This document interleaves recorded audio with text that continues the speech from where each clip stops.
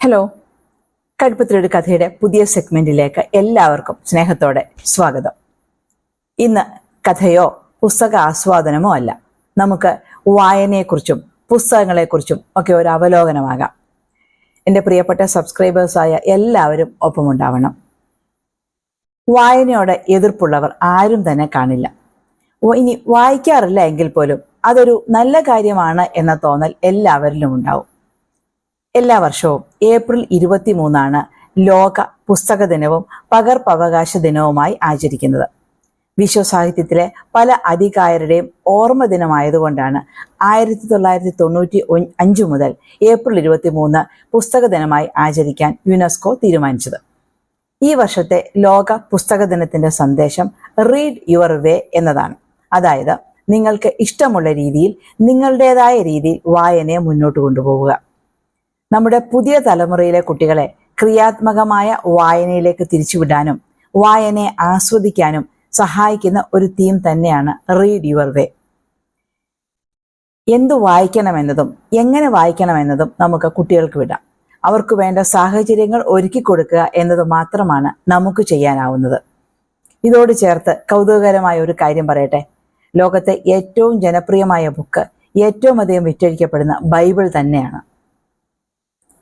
ജീവിക്കുക എന്നാൽ അടയാളങ്ങൾ അവശേഷിപ്പിക്കുക എന്നാണ് ജർമ്മൻ ചിന്തകൻ വോൾട്ടർ ബെന്യാമിന്റെ വാക്കുകൾ.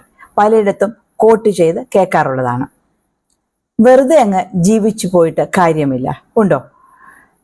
അറിയേണ്ടതൊക്കെ അറിഞ്ഞ് മനസ്സിലാക്കി അതിൽ നിന്നും കാമ്പുള്ള എന്തെങ്കിലും വരും തലമുറയ്ക്കായി പകുത്തു കൊടുക്കാൻ കൂടി കഴിഞ്ഞാലാണ് ജന്മം സാർത്ഥകമാകുന്നത്.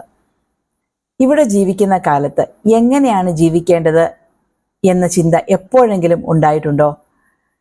കഴിയുന്നത്ര വെടിപ്പായിട്ട്, പരമാവധി ജനാധിപത്യ ബോധത്തോടെ, പൗരബോധമുള്ള ഒരു മനുഷ്യനായി ജീവിക്കാൻ പരിശീലിക്കുക.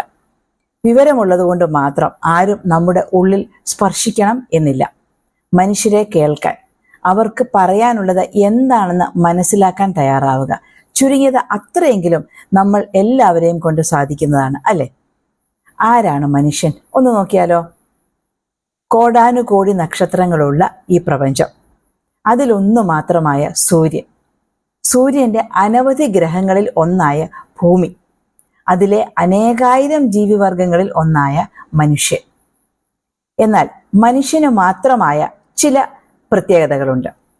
മനുഷ്യൻ ഈ സകലമാന പ്രപഞ്ചത്തിന്റെയും സൃഷ്ടാവായ ഈശ്വരൻ തന്നെ പോലെയാണെന്ന് കരുതുകയും മനുഷ്യരൂപത്തിൽ ഈശ്വരനെ സങ്കല്പിക്കുകയും ആരാധിക്കുകയുമാണ് ചെയ്യുന്നത്. പരിണാമത്തിന്റെ പടികളിൽ എവിടെയോ അവന്റെ തലച്ചോറിന്റെ സവിശേഷതകൾ അവൻ തിരിച്ചറിയുകയും അതിൽ നിന്നുണ്ടായ അഹന്ത മൂലം തനിക്ക് ചുറ്റുമുള്ള എല്ലാത്തിനെയും നിയന്ത്രിക്കാൻ ശ്രമിക്കുകയും ചെയ്തു. ആ കഴിവ് അവനിൽ കൊണ്ടുവന്ന ഏറ്റവും വലിയ സവിശേഷതയാണ് ഭാഷ കൈകാര്യം ചെയ്യാനുള്ള സിദ്ധി. ഭാഷ അറിവിനുള്ള ഉപകരണമാവുകയും അങ്ങനെ ലഭിച്ച അറിവിനെ സംരക്ഷിക്കുകയും അതിനൊരു തുടർച്ചയുണ്ടാക്കുകയും ചെയ്തു എന്നിടത്താണ് മനുഷ്യന് ഈ പ്രപഞ്ചത്തെ അവന് വേണ്ട വിധത്തിൽ ഉപയോഗിക്കാൻ സാധ്യമായത്. അല്ലെങ്കിൽ മനുഷ്യൻ ഒരു സവിശേഷ ജീവിവർഗമായി മാറിയത്. അറിവ് എന്നത്തേക്കുമായി സംരക്ഷിക്കണം എന്ന ചിന്തയിൽ നിന്നാണ് വായന മനുഷ്യനിലേക്ക് കടന്നു വരുന്നത്. താരാശങ്കർ ബന്ദോപാധ്യായയുടെ ആരോഗ്യ നികേതനം എന്ന നോവൽ നിങ്ങൾ പലരും വായിച്ചിട്ടുണ്ടാവും. ഇല്ല എങ്കിൽ പേര് കേട്ടിട്ടെങ്കിലും ഉണ്ടാവും. പാരമ്പര്യമായി നാഡീ ചികിത്സ ചെയ്യുന്ന ഒരു ആയുർവേദ മഷായി കുടുംബത്തിന്റെ കഥയാണ്. വായിച്ചവർക്ക് പേര് കേൾക്കുമ്പോഴേ ഈ നോവൽ ഓർമ്മയിലേക്ക് വരും. കാരണം അത്തരത്തിലൊരു പുസ്തകമാണ് ആരോഗ്യ നികേതനം. ആരുടെയാണെങ്കിലും നാഡി പിടിച്ചു നോക്കി അവരിൽ എന്തൊക്കെ അസുഖങ്ങൾ ഉണ്ടെന്ന് മനസ്സിലാക്കുകയും ആയുസ് പോലും നിശ്ചയിക്കാൻ കഴിവും ഉള്ള ജീവൻ മഷായിയും അദ്ദേഹത്തിന്റെ അച്ഛൻ ജഗത് ബന്ധു മഷായിയിലൂടെയുമാണ് നോവൽ മുന്നോട്ടു പോകുന്നത്.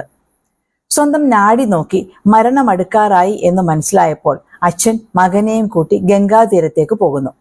അവിടെ വെച്ച് മരണമടുത്തെത്തി എന്ന് മനസ്സിലാകുമ്പോൾ അച്ഛൻ ജഗജ്ജീവൻ മഷായി മകനോട് ചോദിക്കുന്നുണ്ട്, മകനെ, നിനക്ക് എന്നിൽ നിന്നും എന്തെങ്കിലും ഇനി അറിയാനുണ്ടോ? വായനയുടെ ഉത്ഭവത്തിന്റെ ഒരു പിന്നണി കഥയായി ഞാനിത് പറഞ്ഞു എന്നേ ഉള്ളൂ. ഏതെങ്കിലും ഒരു മുൻ തലമുറയിലെ മനുഷ്യന് താൻ അറിഞ്ഞതും അനുഭവിച്ചതും സ്വാംശീകരിച്ചതും വരും തലമുറയ്ക്ക് വേണ്ടി കരുതി വെക്കണം, അവർക്ക് ഉപയോഗ്യമാവണം എന്ന ചിന്തയിൽ നിന്നും തിരിച്ചറിവിൽ നിന്നുമാവണം വായന, എഴുത്ത് തുടങ്ങിയവ മനുഷ്യവർഗത്തിലേക്ക് കടന്നത്.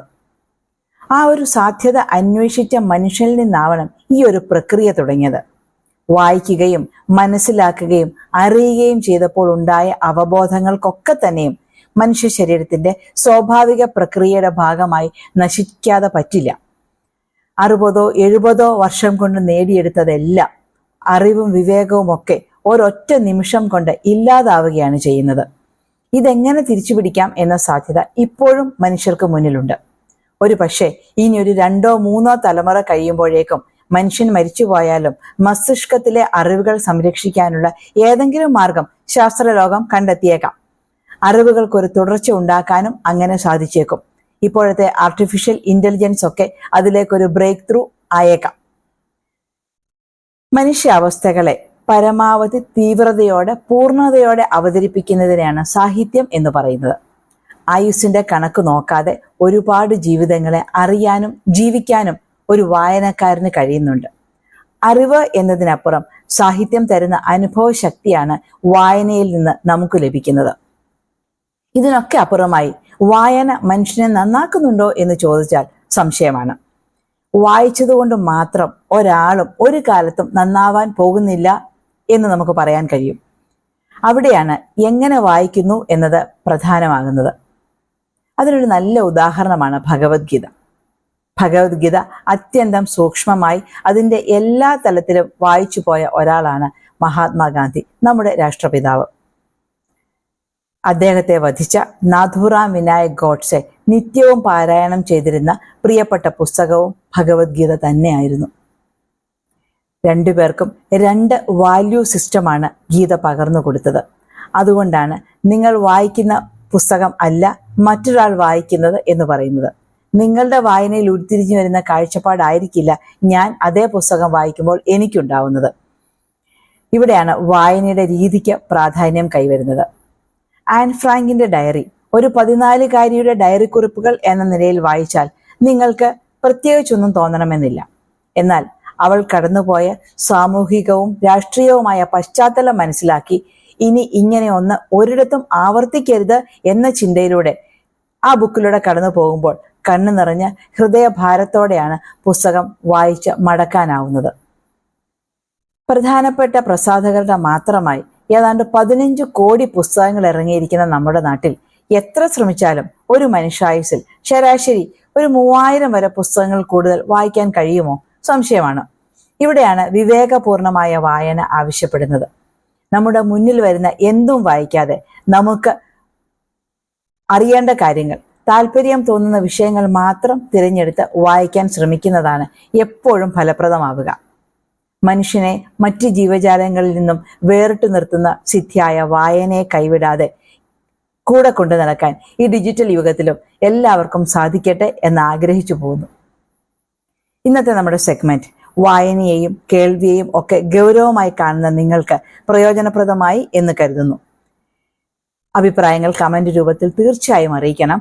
പുതിയതായി കടുപ്പത്തിലൊരു കഥയിൽ എത്തുന്നവർ സബ്സ്ക്രൈബ് ചെയ്യണേ. ഇനി അടുത്ത സെഷനിൽ മറ്റൊരു കഥ അല്ലെങ്കിൽ പുസ്തകവുമായി നമുക്ക് വീണ്ടും കാണാം.